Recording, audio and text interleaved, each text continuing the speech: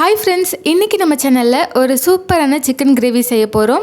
Bachelors கூட ரொம்ப ஈஸியாக செய்கிற போல தான் இந்த சிக்கன் கிரேவி செய்ய போகிறோம். வெல்கம் டு சமையல் கற்போம்.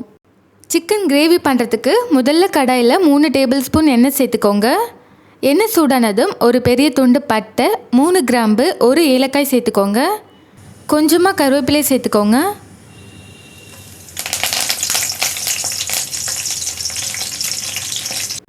அடுத்து இது கூட 2 பெரிய சைஸ் வெங்காயம் சின்ன சின்னதாக கட் பண்ணி சேர்த்துக்கோங்க. கொஞ்சமாக உப்பு சேர்த்துக்கோங்க.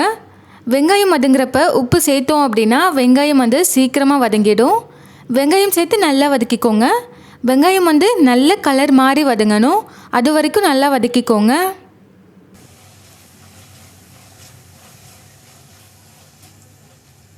இப்போ பாருங்கள், வெங்காயம் இந்தளவுக்கு நல்ல கலர் மாதிரி வதங்கி வந்திருக்கு. இப்போது இதில் 1 டேபிள் ஸ்பூன் இஞ்சி பூண்டு விழுது சேர்த்துக்கோங்க. 1/2 டீஸ்பூன் மஞ்சள் தூள் சேர்த்துக்கோங்க. அடுத்து 1 டீஸ்பூன் கரம் மசாலா, 1 டீஸ்பூன் ஜீரகத்தூள், 2 டீஸ்பூன் மல்லித்தூள் சேர்த்துக்கோங்க. கடைசியாக 1 டேபிள் ஸ்பூன் தனி மிளகாய்த்தூள் சேர்த்துக்கோங்க. மிளகாய்த்தூள் உங்கள் காரத்துக்கு ஏற்ற போல் கூடவோ குறையவோ சேர்த்துக்கோங்க. சேர்த்துட்டு நல்லா வதக்கிக்கோங்க. மசாலாலாம் எண்ணெயில் ஒரு 2 நிமிஷம் நல்லா வதங்கி வரணும். மசாலாலாம் சேர்த்து நல்லா வதங்கினதுக்கு அப்புறமா இதில் 2 மீடியம் சைஸ் தக்காளி, நல்ல பழுத்த தக்காளியாக சின்ன சின்னதாக கட் பண்ணி வச்சுருக்கேன், அதை சேர்த்துட்டு நல்லா கலந்து விட்டுக்கோங்க. தக்காளி நல்லா மசிஞ்சு வெந்து வரணும்.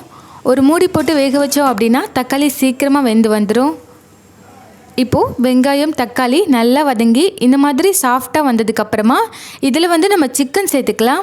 நான் இன்றைக்கி 3/4 கிலோ சிக்கன் எடுத்து சிக்கனை நல்லா சுத்தம் பண்ணி வச்சுருக்கேன். இப்போ சிக்கனை உள்ளே சேர்த்துட்டு இதை மசாலாவோட நல்லா கலந்து விட்டுக்கோங்க.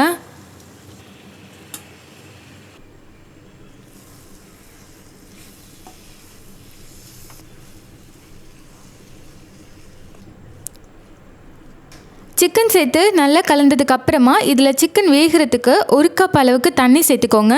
சிக்கன் வேகிறப்ப தண்ணி விட்டு தான் வேகும், அதனால் அதிகமாக சேர்த்துற வேண்டாம், கம்மியாகவே சேர்த்துக்கோங்க. தேவையான அளவுக்கு உப்பு சேர்த்து நல்லா கலந்து விட்டுக்கோங்க. கலந்து விட்டுட்டு ஒரு மூடி போட்டு மூடி 15லேருந்து 20 நிமிஷம் போல் சிக்கனை வேக வச்சுருங்க. சிக்கன் நல்லா வெந்து வரட்டும்.